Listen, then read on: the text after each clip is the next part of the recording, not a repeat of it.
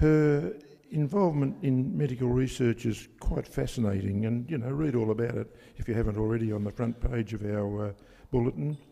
I note in particular her membership of a working group on maternal health of Indigenous Australians, which I think is a tremendous role to have undertaken amongst all the others.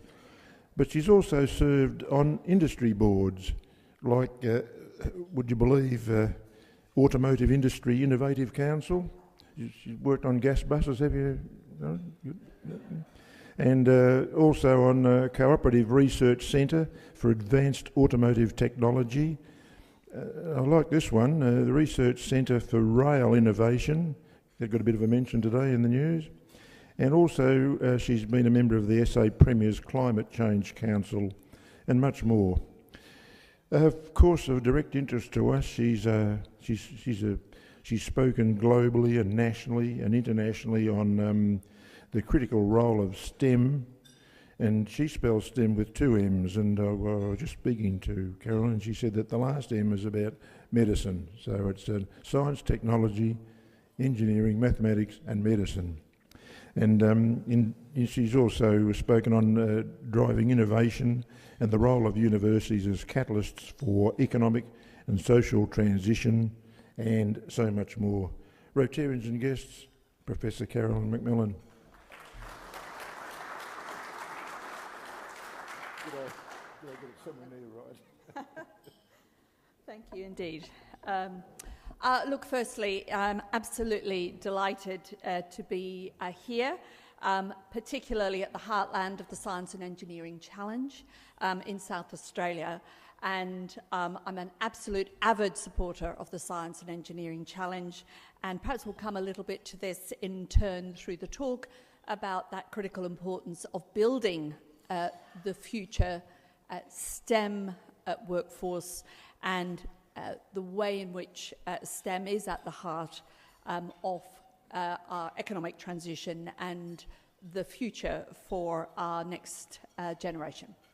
Now, really what I want to do is to place, as it were, the context within which that rather grand statement about being passionate about how research and innovation in STEM can drive economic and non-economic changes within communities.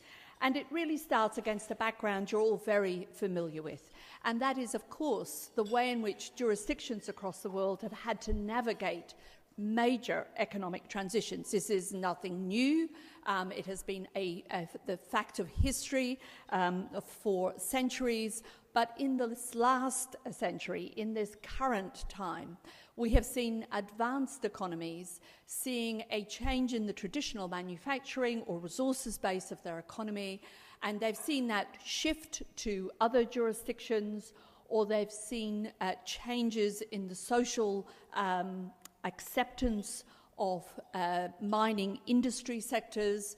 And what we have seen across those jurisdictions is a transition to a base of an economy which is predominantly, it's called knowledge-based economy, could be called innovation-based economies, but really across all the sectors you'd be aware of, the IT, the digital, looking at the artificial intelligence base, looking at telecommunications, renewable technologies, differentiated by location, but a movement towards this. Now, this has been more apparent than perhaps has occurred in Australia until recently, because in part, as we know, we've been buffered by strong terms of trade, commodities-based economy, and so in a sense we haven't felt that chill wind until recently, when we've seen that the terms of trade are no longer going to support the life,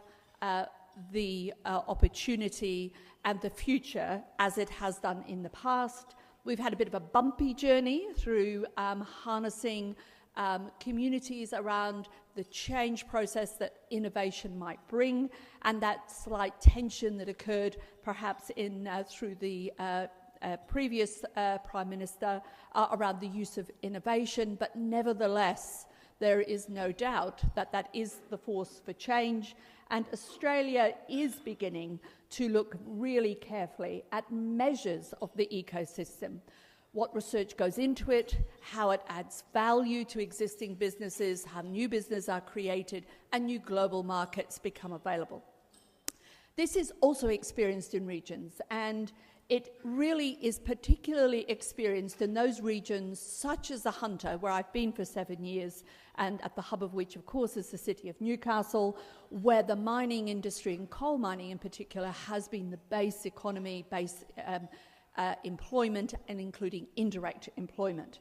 And so what we've seen both in cities like Newcastle and Geelong across in the automotive manufacturing base for the Geelong region, what we've seen is reasonably the exposure, the change in employment, and particularly the impact on youth employment.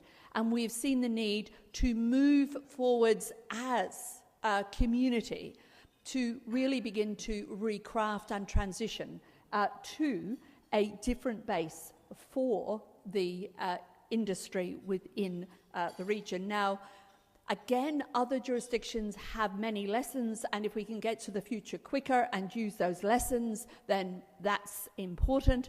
And one night I'd had a long day at the office, as they say. It was 9 o'clock. I was in the car on the way back from the beautiful Bushland campus. It is University of Newcastle, listening to Radio National, just trying to decompress at the end of a long day. And I heard a person talking about rust belts to brain belts, how he, as an investment banker's clients were telling him that manufacturing was moving offshore. Well, nothing new, except his clients were in Asia. And they were discussing manufacturing moving offshore to Europe and the US. And he was counterintuitive, and a good colleague of his, Fred, that was Antoine van Actmel, a good colleague of his, Fred Barker, who was the editor of the Financial Times of Holland. They got together, shared stories, and said, well, let's go and test if this is true. And they travelled across the US and Europe, did 37 case studies where you could say rust belts had indeed transformed to brain belts. Now, I arrived in the office the next morning, as you do, and said to my Chief of Staff, Chris, I heard a man on the radio, really good, not sure of his name, might be Anthony, possibly, but he's from America, because he was American, and there's something about rust belts, may have written a book. Think we should have him across in Newcastle, it would be lovely to talk with him. And Chris said, Caroline, have you anything more to go on? Just, roughly anything? I said, well, no, I think that's pretty good. I'll be seeing you later. And of course, Chris is excellent, and we arranged a phone conversation, a Skype conversation with Antoine van Actmel, a remarkable individual, member of Brookings Institution, Yale President's Advisory Board, and was very interested to hear. He and Fred had not been to Australia, and in listening to what was happening in the Hunter, what was happening to the central coast of New South Wales, he said, look, we'll come. And we arranged an opportunity to meet with business leaders to share the stories of other areas and the commonalities that were present in all of those that had transformed. And these were strong universities that had had patient capital for basic research and had deep specialist knowledge that was particularly relevant to their region. They may not have been top 100 or 200 universities, but they had the know-how to move existing industries forward. Akron is an example where large freight trucks used to go through, the route changed, that changed the economic basis of the region, but their university was excellent in polymer science, having had that deep specialist base, and that became the beginnings of the next industries for that and burgeoning city. And here you have the need to have traditional manufacturing skills, people who knew how to make things, make stuff, and together, leadership had to work together. Town, gown, industry, the leaders had to pull together as one, not go into a rotating door with ministers in governments and say, don't listen to the person coming after me. It had to be a joined up strategy. And work and living environments that were appealing particularly to young people. So this ability to transition from traditional to smart manufacturing, competing not on price, but making the product that the market is actually seeking, and particularly in the digital sphere. The other backdrop to this transition is the changing role of our cities. I had a lovely time recently, just on holiday, in travelling in Petra and seeing the vibrancy, literally writ large in the walls and architecture, of the trade routes that had really fueled the burgeoning cities of that time. And then, of course, we all know and recognise cities that came up in the Industrial Revolution, the smokestacks, the big warehouses near the big ports, and particularly those of us who know the UK, and of course Newcastle itself, where we had some of those resonance from the eras with a wonderful port.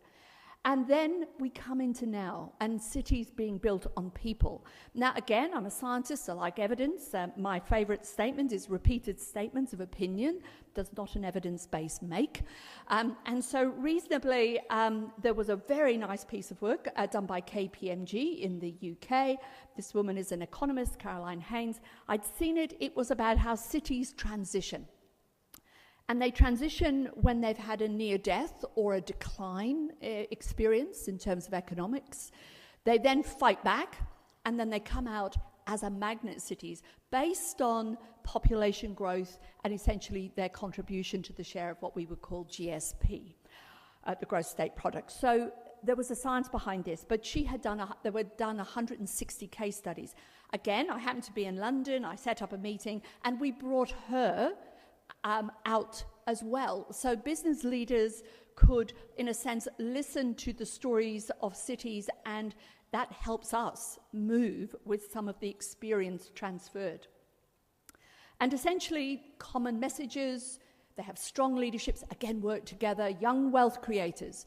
Essentially, if you can attract the 25 to 40-year-olds and they begin to settle and bring their creativity, their professionalism, this is what defined the success of coming out of often deep dives after an economic plummet. And these are, a proxy for this is patents, 10,000 patents per 10,000 in your population, but this is the group who shape the future and are driving reasonably the transition.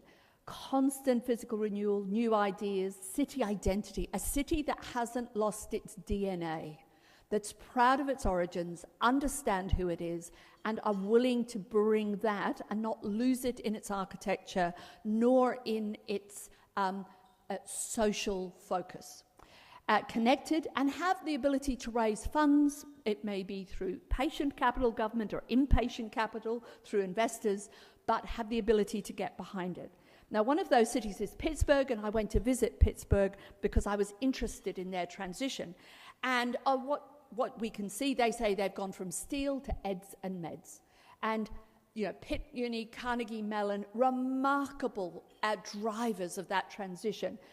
The robotics, the automation, now Google driverless cars there, Amazon, all of that industry sector driven through the medical research and translation of health in Pittsburgh through Pitt, just remarkable. And that has occurred because a collection of leaders from universities, mayor, city leaders, industry came together in an Allegheny conference and said, how are we going to navigate this?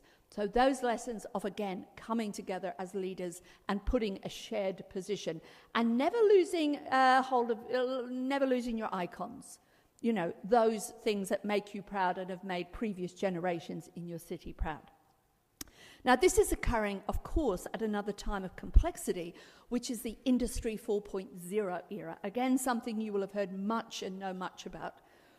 For me, I always put this slide in because, to be honest, I get confused about why there was only one industrial revolution before this one, but it is a 4.0. And the nuance is important because, reasonably, the first three have been about massification of production using different methodologies to produce. So steam or water, electrification, here bringing in the electronics and IT for autonomous production, but all about the production equation.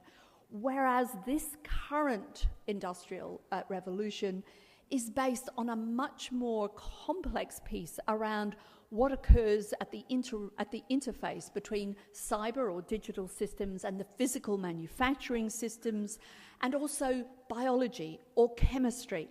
Actually, the mergings of disciplinary fields to produce products that is not about the massification, it's about the design for a future in which these products begin to rule our lives in many instances.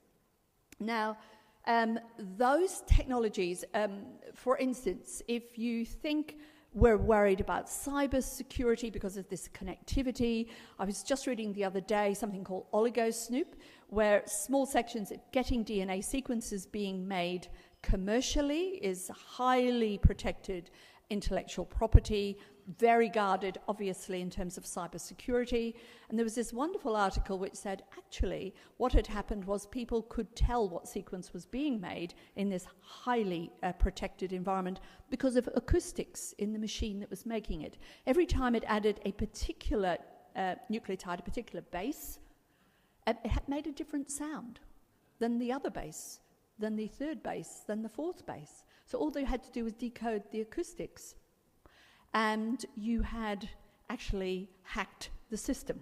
So there's a whole suite of complexity coming in as we have synthetic biology merging with the cyber, and then the production for improving health and hopefully the environment. Now, when you look at disruptive technologies, usually they start with, they must be dreaming. Then they move into, yeah, that's interesting. And then they become kind of just completely integrated into our lives. This was outcome, I think, was 2014, list of disruptive technologies most likely to disrupt in that order at the World Economic Forum. And what you can see in the subsequent years, what were then simply viewed as disruptive have now been included into more normative systems, the cloud, big data, new energy supplies, renewables, the IoT, the Internet of Things, and its ability to be connected into our lives in ways we had never understood could possibly happen. I don't know how many of you have Alexa. I don't, but I don't think I can hold out for long. And then we come into those pieces, again, 3D printing in primary schools. Then we're coming into areas which were a bit further out. Advanced robotics, autonomous transport, we can see it coming. Artificial intelligence, machine learning has been in the they must be dreaming category, but this is now becoming very commonplace. And so when you look at the Harvard Business Review and it says radiology need not fear machine learning, radiologists need not fear machine learning, you know, the discussion about whether the ability of algorithms to analyze images in health better than a practicing radiologist, you know, has loomed large. But this was an article explaining why that the predictive algorithms were not as good necessarily as the radiologist. And advanced material linking biotechnology and genomics, bioprocess engineers. So these are part now of the journey we've all travelled, and we understand it's not going to stop. We understand that the new is not simply making more of something to sell at a low price. It is making products for a different world, different markets, and different consumers. I had a real privilege to visit the Alibaba headquarters in Hangzhou as a consequence of a very generous donation made by Mr. Jack Ma to our university because of his long history with a very wonderful Novocastrian family. And part of that was bringing students who had received scholarships from this generous gift to Hangzhou, where Alibaba headquarters is. The absolute innovation that is being put to the ability to harness every piece of data to understand consumer experience and behaviours and to change that entire retail world. we used to work with our smartphone and feel that that was a fairly innovative device to identify ourselves, and now it's simply facial recognition, and therefore that can be captured. It can understand where you walk along in David Jones and determine why David Jones might need to change some of its arrangements. That may not happen, but it's a possibility. And it's certainly driving what they call offline supermarkets in China, which we would call supermarkets, but they're now offline. They're now not the norm. So we're not just remaking the manufacturing labour tax, but every part of our society. And, people, again, they must be dreaming some remarkable robotics and some remarkable opportunities, particularly to gain ability through life. There are people who have lost ability from almost before birth and have then got to cope with that loss of ability. There are people who lose it after birth in accidents.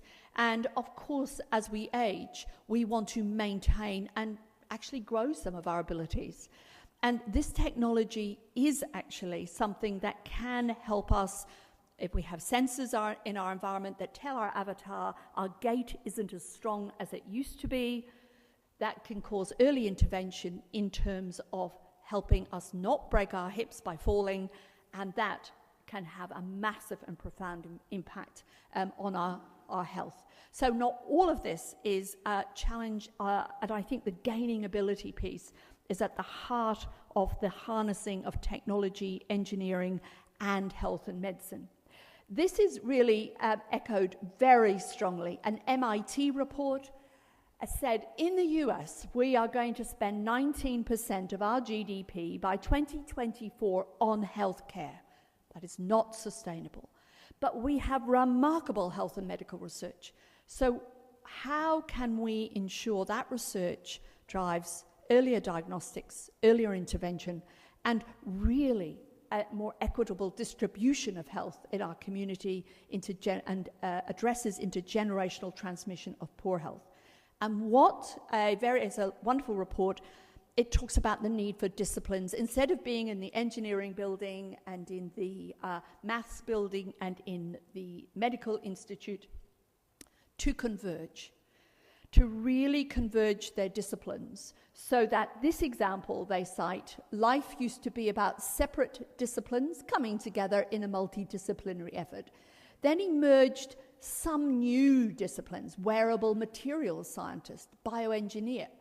That was interdisciplinary. And now a entirely new discipline, regenerative tissue engineer, that brings the convergence of these to be able to create a new limb after damage or trauma.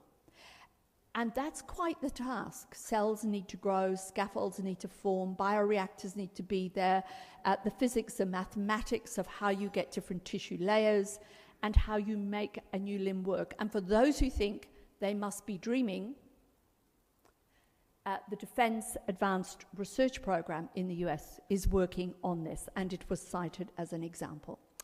So what I just want to say in closing, for my 25, is that this comes about in a region and city by having a productive STEM value chain. The elements of that is in the purview for a chief scientist to work with. You have to have talent, you have to have excellence on the world stage, and you have to have world-class infrastructure, patient capital. You have to have collaboration across the world. You have to engage. You have to have a culture of networking. And you have to drive innovation and translation from that. You cannot stop here or here. It has to move through public, social, commercial enterprise infused by science if we are to move forwards in Adelaide. We can measure every part of this value chain, and we can decide what to strengthen and where the boulders are. And just finally, we need a future workforce. We need a future workforce fit for purpose. And the Science and Engineering Challenge, here examples from Adelaide, are doing exactly that. The moments for this program set up over decades, building that workforce, building diversity, changing young people's lives. I've seen that firsthand in my experience with the Science and Engineering Challenge. A more high energy environment you cannot meet. Supporting those high industries in the future who need to sustain for 30, 40 years and the economy. It was wonderful that I could attend the BChir Award night at the end of last year when the Business Higher Education Roundtable Award was made to Terry Burns as in the representing the entire Science and Engineering Challenge in Australia. Many of you will know Terry. This recognition signalled that the moment had come where this activity, national activity supported by Rotary clubs across the land, has made the difference that we need for the future. Thank you. Might get a question or two, Caroline. Thank you very much, Caroline. There's room for about 2 questions, I reckon. Who's first? Oh, hands up everywhere. Yeah, try that one. The hands goes up furthest. Go, Tony. Thank you very much indeed for that address.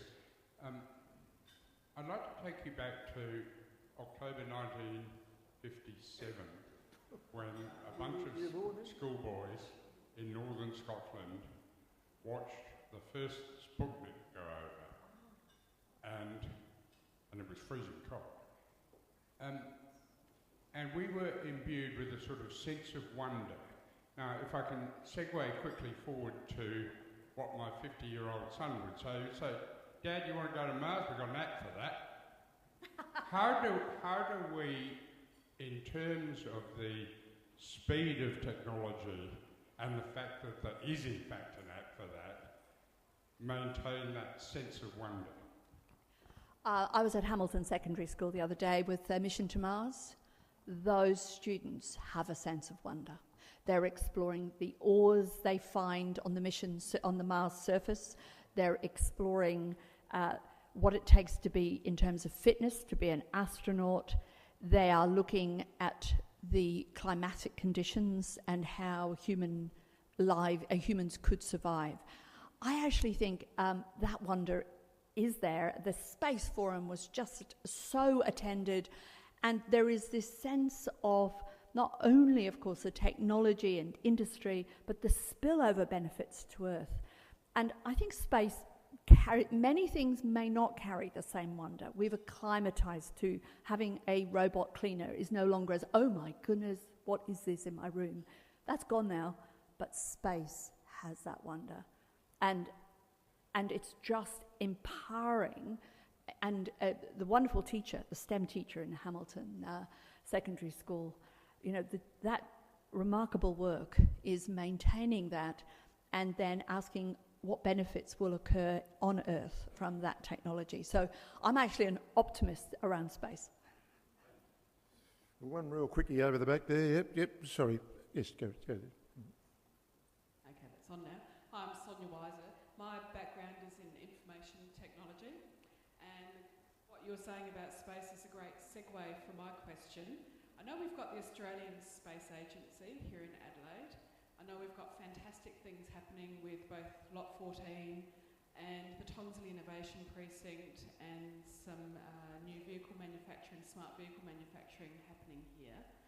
So I think Adelaide can become what you refer to as a magnet city, but I'm not convinced that we can compete with the Eastern Seaboard and the big money and the head offices in Melbourne and Sydney and Brisbane. So what is your opinion on that, being an outsider yourself? Right. I used to go down the M1 to Sydney a lot in my previous role, and at navigating Sydney, you can lose the will to live. You have one meeting in the day, because if you get 2, you may or may not make the second one. So look, actually what I think is it's not about what we're not, but who we are. We have a city the same size and scale of those cities that have become magnet cities. We are not, in that complex world of the 5 million population. 5 million doesn't necessarily make a magnet city. It might make magnet villages within a city, but not a magnet city.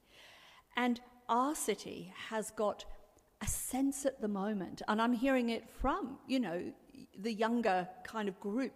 There's something's happening in Adelaide. It's the fact that when you compete as a city and you get the space agency, people see that you worked, you saw the future, you were prepared, you were savvy, it was backing something with vision. And I think as a city we carry strong social DNA, and our creative industry and our STEM industry have those young people who want that. They want a social enterprise with a good business model. They want to harness technology to help people gain ability. And they can do it with an innovation corridor which goes from one end of North Terrace to the other, that goes to the south to Tonsley, to the north to Mawson Lakes, and an AgTech across to the Waite. And we have that within a lively environment that has the bars and has, you know, the evening events. And you can get around and you can connect. The connectivity is powerful, and when we have visiting industry from multinationals, what they see is the advantage of doing business quicker without families having to live the hour commute away, and an affordable creative lifestyle. So I think we have to, in a sense, it's part of the reason I came, I could see it, I could see the J-curve was being worked on, and I felt I can add value in this environment. Sometimes if cities are a bit flat and they do go through that, it's harder. And I just think we should just express that everywhere, because it's being expressed to us. And we're doing a bit of the Adelaide thing sometimes, going, oh yeah, but, you know, but actually it's fabulous. I mean, this city is just poised, work of leadership of generations, and want to see this next move. So I'm pretty enthused.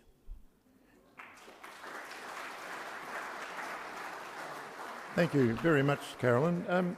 Rotarians and guests, marvellous way to finish, really. Like, Adelaide isn't huge, and I'm an ex-Melburnian, and they've got millions of people, and we haven't. But when I came to Adelaide, it was I can't remember, 76, and my second week here, I met the Premier. I thought, bloody hell, this place is well connected, and it's proven to be that way ever since. And they say, oh, it's a small town, you know everybody. That's the great strength, in my opinion, and what we do in Rotary helps a hell of a lot as well. So, Caroline, thank you very, very much. I put this in your treasure chest. It's a little something to remember your visit to us, and we hope you'll come anytime you like. Lovely, thank you. Thank you very much. Rotarians.